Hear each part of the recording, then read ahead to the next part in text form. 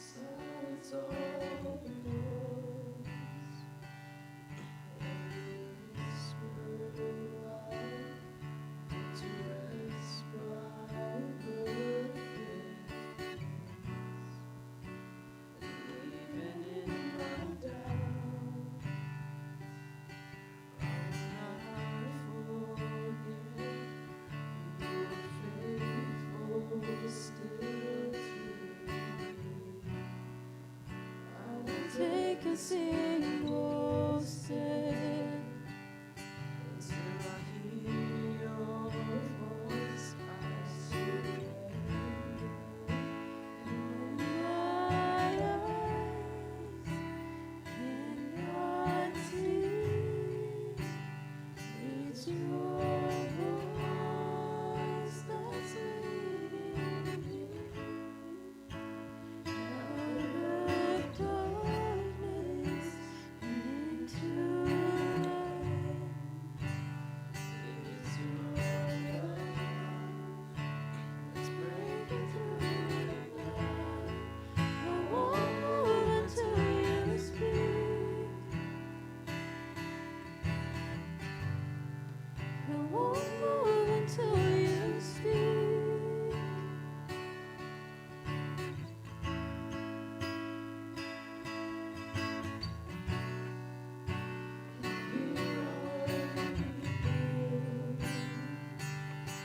In the silence now, I'm holding on to your truth. I will take a single step until I hear your voice. I surrender. When my eyes cannot see, it's your voice that's leading me out of darkness and into light. It's your love that's breaking through the night. I won't move until you speak. I won't move until you speak. I won't move until you speak. I won't move until you speak.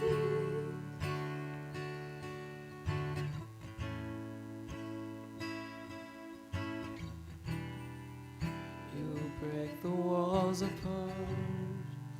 You heal the wounded heart. I won't move until you speak.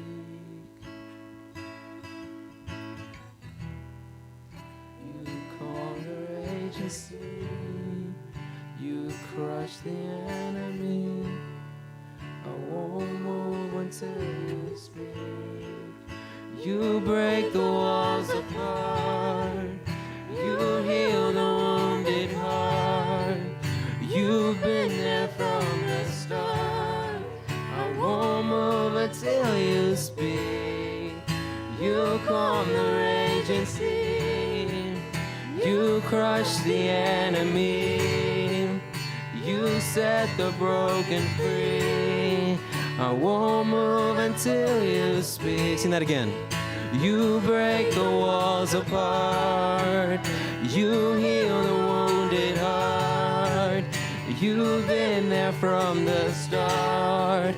I won't move until you speak. You calm the raging sea.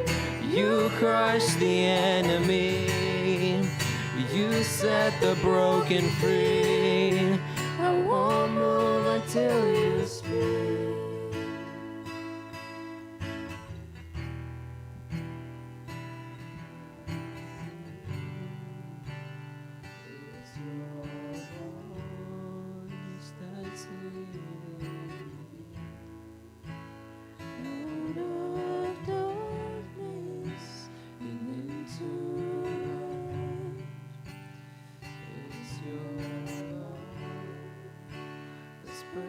Through the night, I won't move until you speak.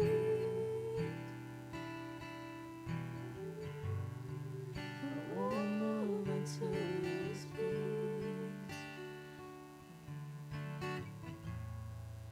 I won't move until you speak.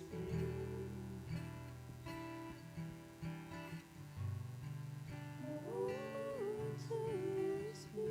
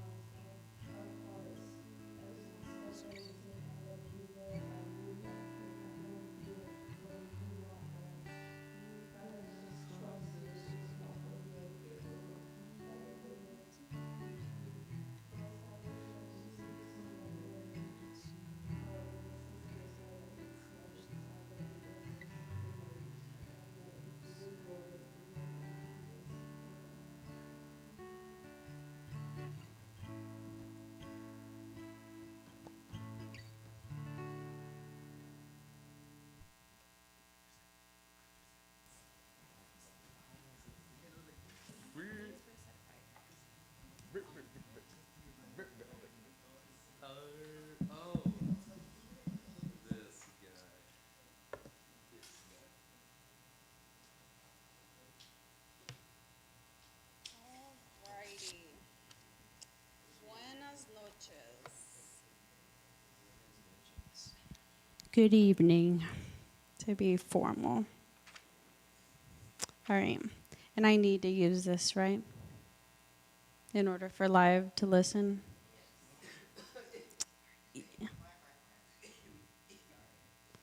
Okay, I thought that was real. Okay.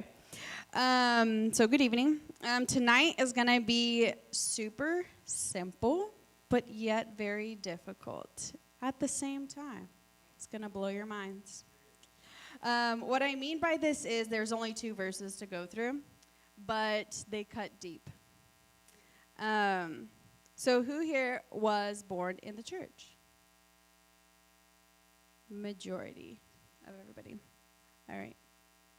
Were you born in the church, Nicholas? Where is he? There you are. Where are the other twins? Oh, there you are. You were born in the church, right? No? Not like literally. Okay, y'all's favorite word is literally and basically.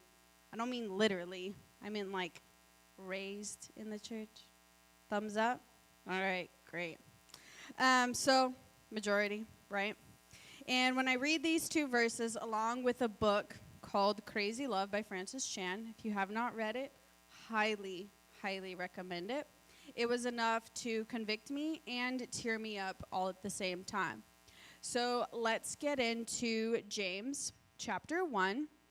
The last 2 verses. It's amazing. All right, James. Everybody there? Everybody know where James is? Okay. It is? Good, because that apostle is very confronting and in your face. James 1, chapter 1, verses 26 and 27. James. There's only one James. Yeah, James chapter 1, verses 26 and 27. Okay. I'm like, there's only one James. You're not going to trick me on this one. Nice try, though. Oh, goodness. All right. Here we go. If anyone considers himself religious and yet does not keep a tight rein on his tongue, he deceives himself, and his religion is worthless. Religion that God our Father accepts as pure and faultless is this: to look after orphans and widows in their distress, and to keep oneself from being polluted by the world. The reason I say that this message really cuts deep is that everybody born in the church has experienced religiousness at least once. Everybody can agree to that? At least once? Okay. So let's start with verse 26. Those who consider themselves religious. What groups of people remind you of being religious? Biblically. Pharisees and Sadducees. All right. Is there a reason why? Do y'all know?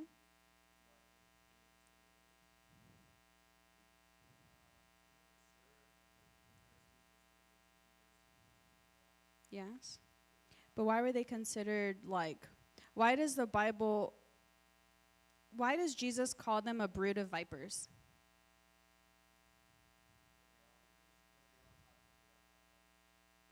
Absolutely. We'll get into that. So we typically associate people that are religious as hypocrites, aka Pharisees, Sadducees, and these are the types of people that we associate with. Religious people often control their basic sins.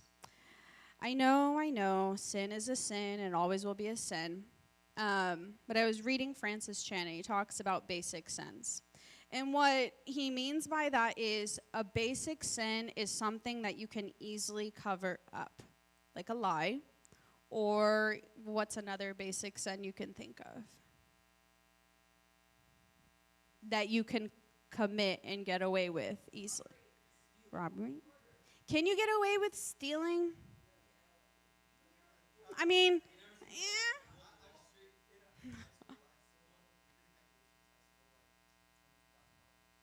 Jeez. All right. Cheating is another one. Gossip.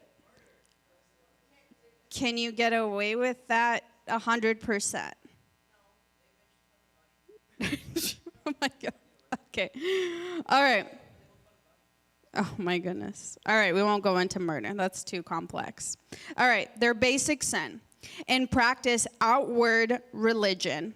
And they are prone to pride, which is how they use their tongues, which is boasting themselves in their works and judging. And what I mean by practicing outward religion, it's not you saying, hey, I'm a Christian, and telling people you're a Christian. It's not the same thing as what they were doing here. What they were doing here was they were going outside, opening the windows, right? Can you just picture this imagery? They're opening all their windows, and they start loudly praying in the middle where every Jew is, and they start expressing and praying to God out loud. And sure, there may not be a problem with you praying out loud in front of people, but they were doing it because, like Kyle said, they had a serious heart problem. They were trying to please man, but not trying to please God, because God doesn't really admire that. He tells us to go into our secret place in our room and shut the door and pray to the God who's in secret.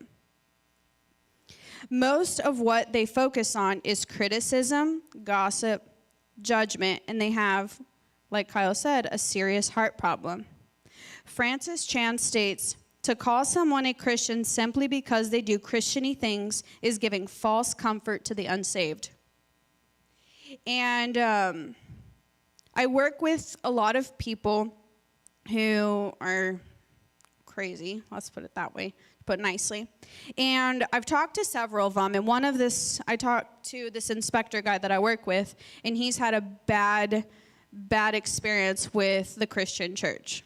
And a lot of people associate bad testimonies with true Christians. And we won't get in too deep with that.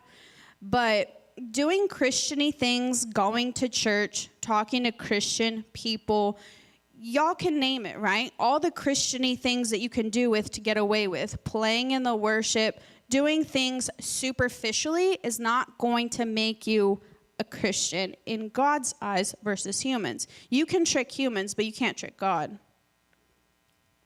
So giving false comfort to the unsaved. What that means is, okay, you're out here smoking weed, you're drinking, going to parties, and you claim yourself to be a Christian, and then you go up on Sunday and start worshiping? So why should I join your church? What's the point in that? Why are you self-absorbed and thinking that you're going to go to heaven that way? You're saying that I can do all of these things that the world offers and still go to heaven?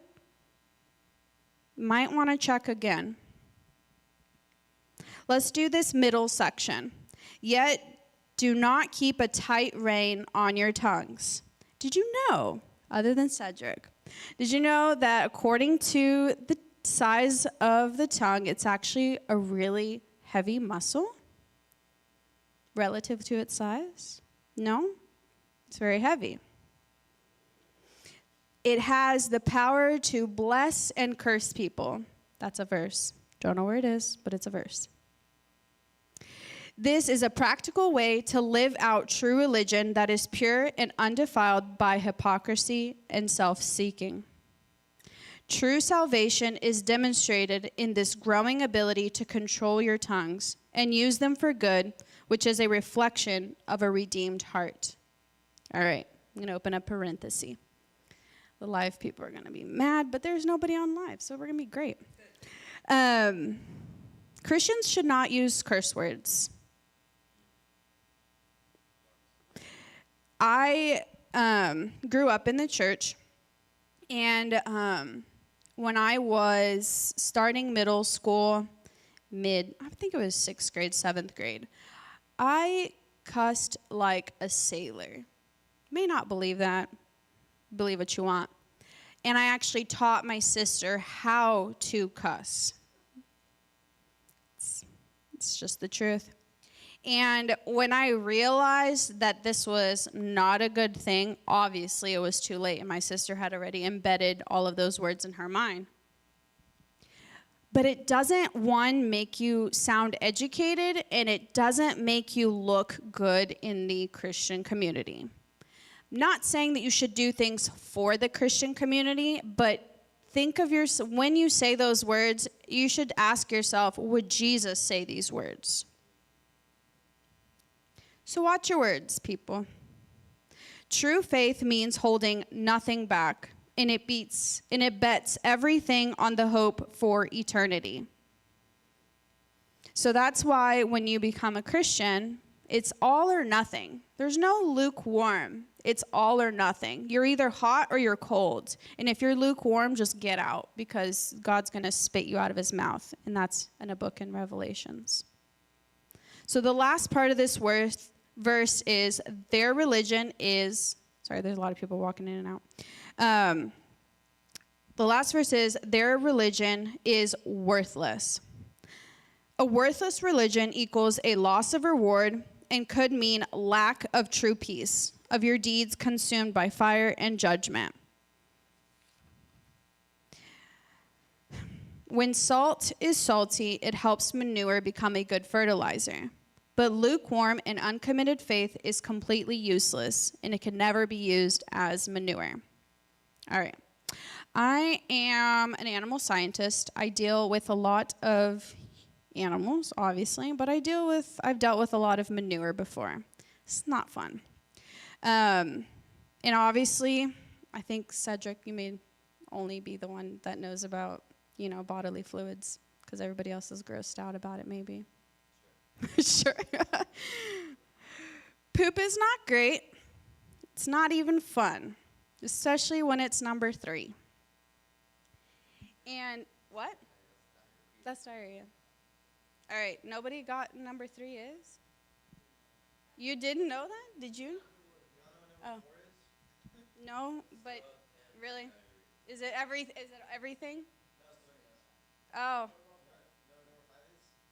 Is there a number 5? Constipation? Now you're just inventing things because I've never heard of any of this.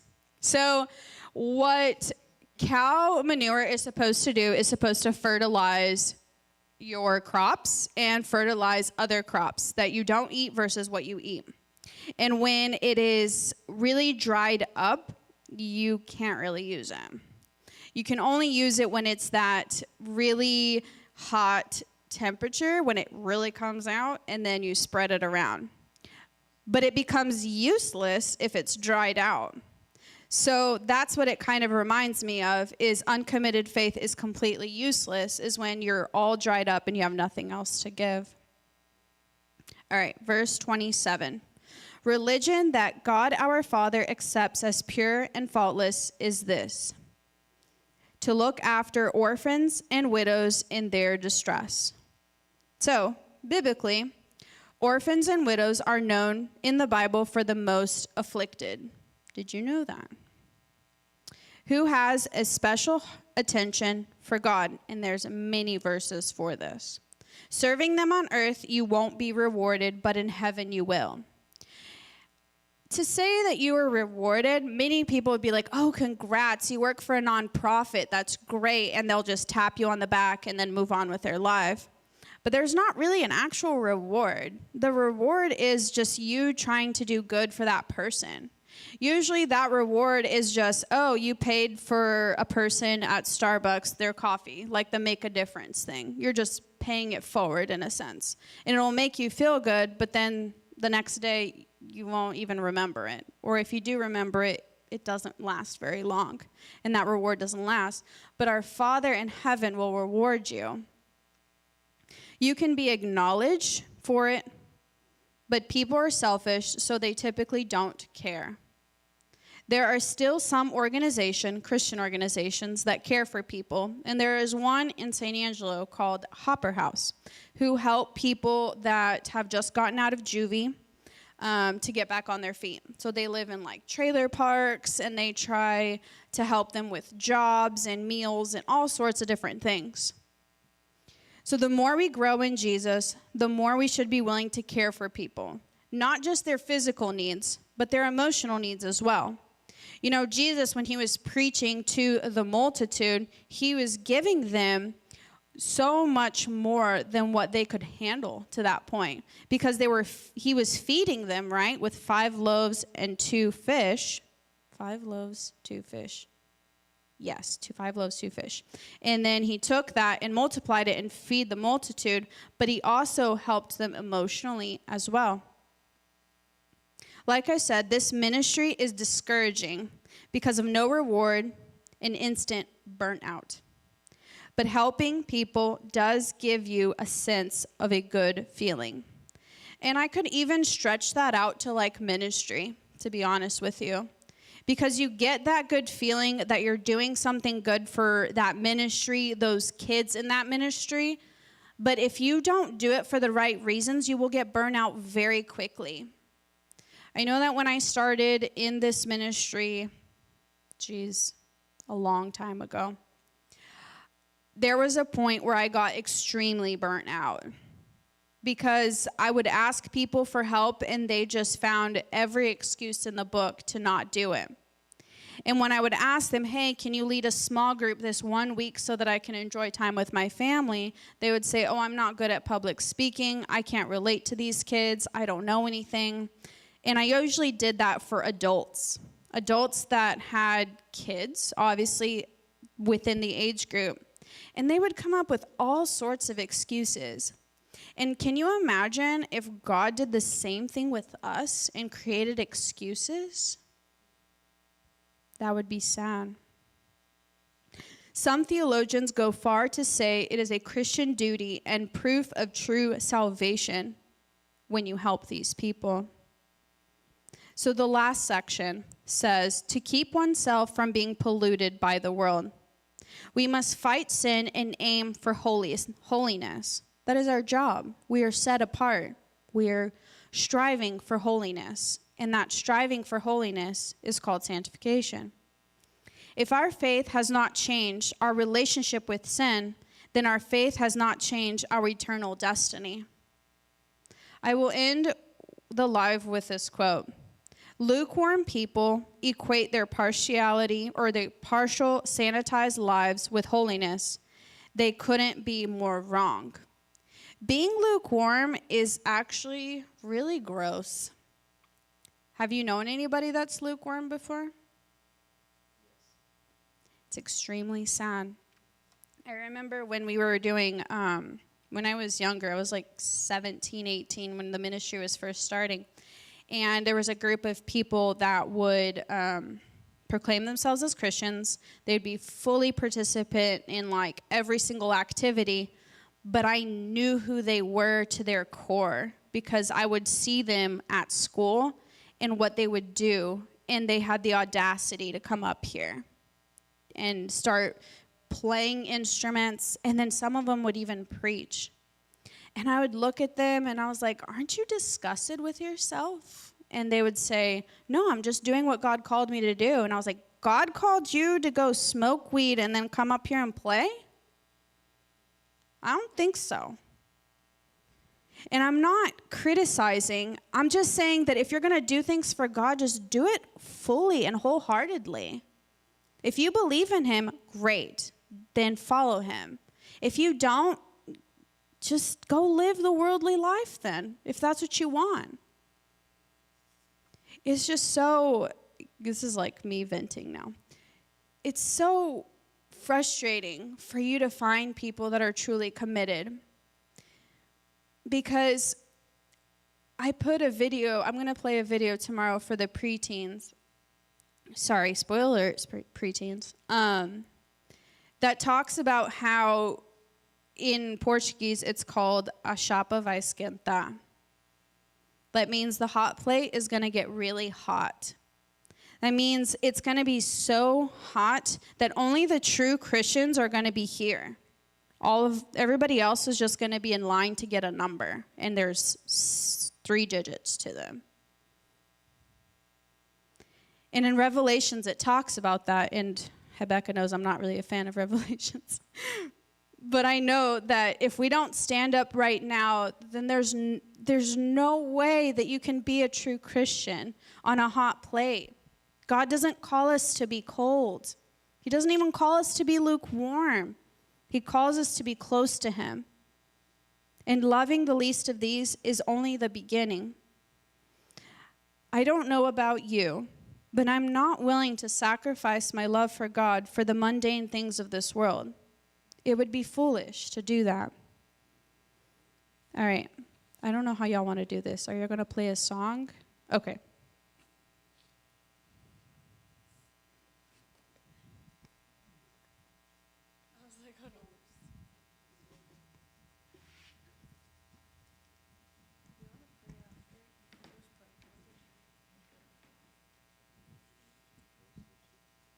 She left. I'm going to sing it. She literally told you about it. She said it so many times, right, that she was leaving. Hey guys, we're going to sing Set a Fire.